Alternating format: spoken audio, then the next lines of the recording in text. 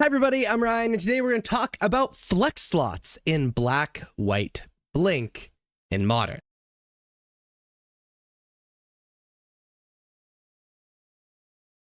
So I'm going to show you the cards that you basically need to play if you're playing this archetype, and the cards that you could play in those extra slots to make your very own buttstock version of Black, White, Blink. Let's jump into it. So these are the cards you basically have to play if you're playing Black, White, Blink. These 44 cards in the main deck, and these 4 cards in the sideboard. Now, when you decide to play this deck, you need to make the decision. What 16 cards are you playing in those slots in the main deck, and what 11 cards are you playing in those slots in the sideboard? Well, these are your options. You have 37 cards to pick from for the main deck and 33 cards to pick from for the sideboard. First off, you can play up to 4 Aether Vial. Aether Vial is a 1-mana artifact. At the end of your upkeep, you may put a charge counter on this artifact, and you can tap it to put a creature card with mana value equal to the number of charge counters on this artifact from your hand onto the battlefield. This allows you to play creatures at instant speed, and when they have entered the battlefield effects that might blink things or whatever, you can really mess up combat, not just by having a blocker. So you really benefit for having a lot of enter the battlefield effects with Aether Vial. And what's coming out of this archetype is there are either Aether Vial strategies or Ketramose strategies. So I'm going to skip ahead to Ketramose. You pretty much either play 4 Aether Vial or 4 Ketramose. Ketramose is a 3-mana 4/4 with Menace, Lifelink, Indestructible, but it can't attack or block unless there are 7 or more cards in exile. And whenever 1 or more cards are put into exile from graveyards under the battlefield during your turn, you draw a card and lose 1 life. So this allows you to get some massive card advantage, but makes you form the rest of your deck around putting things in exile, either blinking things with Ephemerate or Flicker Wisp or whatever, Felia. It needs to be less focused on enter the battlefield effects to make Aether Vial good. If you're playing the Ketramose version, you also need to be playing some number of a Relic of Progenitus, so 1-mana artifact. You can tap it to have target player exile a card from their graveyard, and you can pay 1 mana to exile this artifact, exile all graveyards, and draw a card. So when you play Relic, it means every single turn, if you have Ketramose on the battlefield, you get to draw an additional card because you just have somebody exile a card from the graveyard. And if you ever need to cash in Relic for 3 cards, you can activate its second ability. Also, beyond that combo is just decent incidental graveyard hate. You can play the 4th Ephemerate. Ephemerate's a 1-mana instant exile target creature you control, then return to the battlefield under its owner's control, and it has rebound, which means you can cast it for free during your next upkeep. This is a card that rewards you for having beneficial end of the battlefield effects. You can also mess up combat. You know, if you ever do this on a Solitude or an Overlord of the Bailmark, the game's probably over. You can protect it from removal spells, you know, whatever. You can play the 4th Fatal Push. Fatal Push is a 1-mana instant. Destroy target creature if it has mana value 2 or less, but it has Revolt, which is destroy that creature if it has mana value 4 or less instead, if a permanent left the battlefield under your control this turn, which is very easy to do in Modern because of fetch lands and whatnot. This is just a very cheap but very, very powerful removal spell that you can play if you want more spot removal. You play up to 4 Thoughtseize. Thoughtseize is a 1-mana sorcery. Target player reveals their hand. You choose a non-land card from it.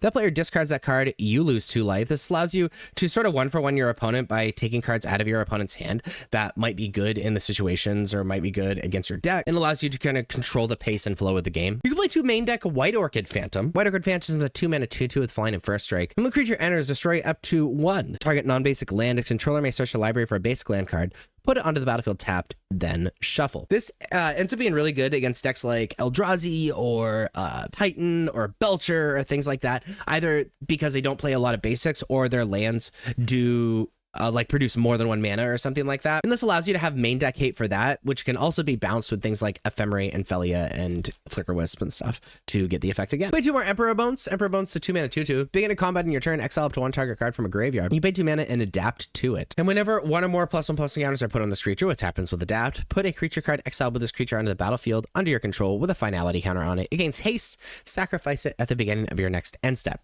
So this is very good alongside Ketramose because even without activating an ability, just by going to combat, you get to trigger Ketramose because you're exiling something from a graveyard with Emperor of Bones. But also you can exile powerful things out of your opponent's graveyard and then put on the battlefield and adapt it and make it really big. And you can exile your own stuff, like, and get these enter the battlefield and maybe even attack triggers from things like Overlord of the Bailmark or Solitude or whatever. You played 4 Orcish Bowmasters. Orcish Bowmasters is a 2-mana 1/1 Orc Archer. That's flash. And when this creature enters and whenever an opponent draws a card except the first one they draw in each of their draw steps, this creature deals 1 damage to any target, then amass Orcs 1.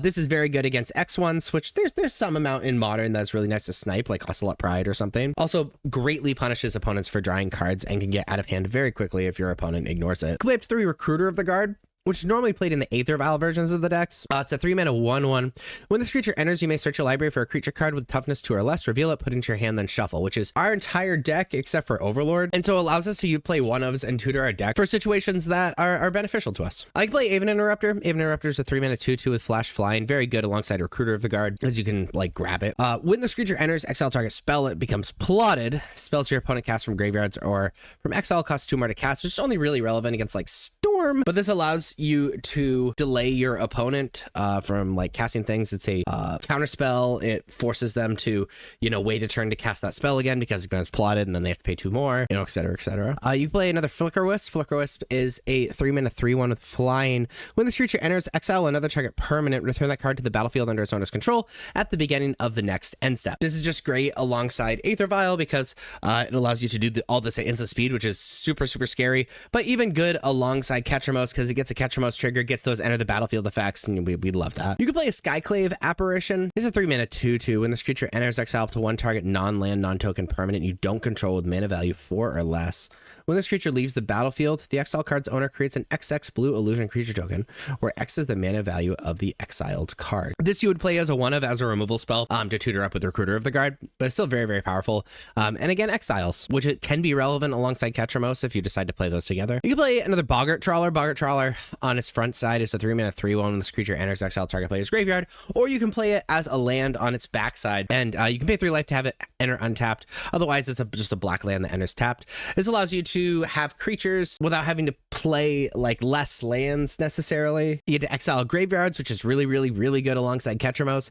And if you want to be super aggressive, you can actually exile the Boggart Bog side with Flicker Wisp, and it'll come back as Boggart Trawler, which is pretty cool. We've already talked about Ketramos. Witch Enchanter is really similar to Boggart Trawler, except it destroys target artifact or enchantments. It's a 4-mana 2/2 that does that when it enters, or you can play it on the other side. That is the white counterpart to Boggart Bog. Very good. There's a lot of like super powerful artifacts and enchantments in Modern at the moment, so being able to have something like this that you can actually just play as a replacement for lands is pretty cool. I'll play up to March of Otherworldly Light, which is X and white instant. As additional cost to cast a spell, you may exile any number of white cards from your hand. The spell costs 2 less to cast for each card exiled this way. And you can exile target artifact, creature, or enchantment with mana value X or less. It's a pretty good catch-all removal and allows you to like put things into exile from your hands so you can more early attack with Ketramos, which is kind of interesting. Also, exile removal is very powerful, not just in this deck, but being able to take out other Ketramoses and whatnot. You can play up to 2 Prismatic Ending. Prismatic Ending is X and white with sorcery. Exile target non-land permanent if its mana value is less than or equal to the number of colors of mana spent to cast this spell. So this allows you to exile things that cost 2 or less if you pay 2 mana. A lot of decks are playing an additional like Sacred Foundry or Temple Garden, depending to be able to exile things that cost 3 or less. And similar to March of Otherworldly Light, it is kind of a catch-all, which is really, really nice. So you're going to be selecting 16 of these 37 cards for the main deck. And as far as the sideboard goes, you're going to be selecting 11 of these 33 cards. You can play up to 2 Deafening Silence. Deafening Silence is a 1-mana enchantment. Each player can't cast more than 1 non-creature spell each turn. Very good against Storm, which can be a pretty tough matchup. You can play Drannith Magistrate, which is a 2-mana 1/3. Your opponent can't cast spells from anywhere other than their hands. Also very good against Storm. Really funny against like Lotus Bloom and stuff as well. You can play up to Exercise, a 2-mana sorcery, exile target artifact, enchantment, or creature with power 4 or greater. Again, it's a pretty good catch-all sideboard card, good against artifacts, enchantments, or decks where we want to exile stuff with power 4 or greater. Kind of silly against like Ketramos Mirrors as well, which is kind of cool. We can play up to 2 Sanctifier Envic, which is 2-mana 2/2, perfection from black and from red.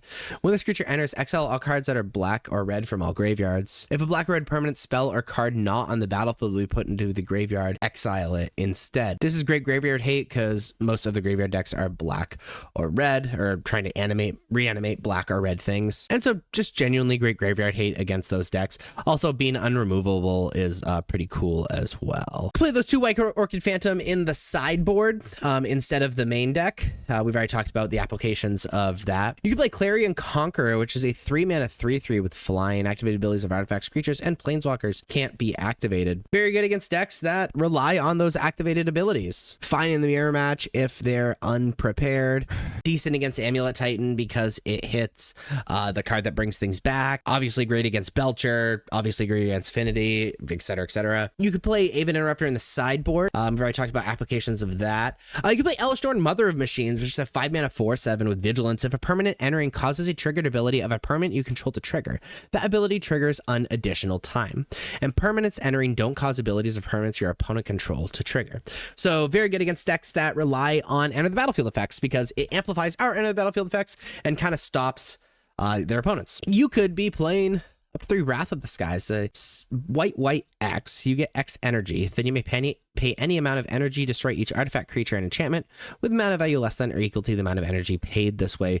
Just a great reset button, and incidentally, very, very good against like Urza Saga and like Affinity and things. Play up to Surgical Extraction. Surgical Extraction is a Phyrexian black instant. Choose target card in a graveyard other than a basic land card. Search its owner's graveyard, hand, and library for any number of cards with the same name as that card, and exile them. Then the player shuffles. Great graveyard hate. You don't need to leave mana open for, and really good to neuter decks that rely on one single card. You can play those Thoughtseizes in the sideboard rather than the main deck for the same reasons. You know, if you're trying to target certain decks with it. We already talked about why, so I'm gonna skip over it. Same thing with Orcish Bowmasters. You can be playing like 2 in the sideboard for the same reasons you'd be playing it in the main deck. You can play a Dismember in the sideboard. It's 2 Phyrexian black and a colorless. Target creature gets -5/-5 until end of turn. Decent kind of catch-all and frankly cheap mana-wise removal to be playing alongside Fatal Push. We'll be playing Pest Control. Pest Control is a 2-mana sorcery. Destroy all non-land permanents with mana value 1 or less, and has cycling for 2. Very good against like Static Prism and like possibly Guide of Souls decks and things like that. You could be playing another Vindicate. Vindicate, 3-mana sorcery. Destroy target permanent. Mostly you'd be playing this to destroy target lands. Just be White Orchid Phantom 5+. So like Eldrazi Ramp, Amulet Titan, Belcher, and things like that. You can play up to 3 Wear Tear. Wear Tear, Wear side is destroy target artifact. Tear side, destroy target enchantment. Good artifact and enchantment hate in 1 card and their instant speed, which is a really big deal.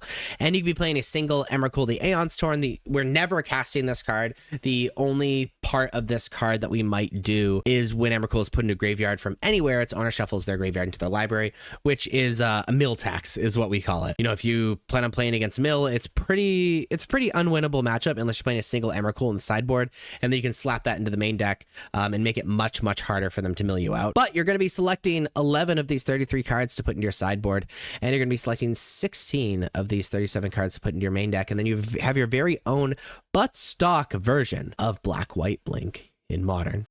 If you like this video, please be sure to like and subscribe. Check me out on social medias. Links are above me and in the description. Thank you so much for watching. I'll see you next time. Bye-bye.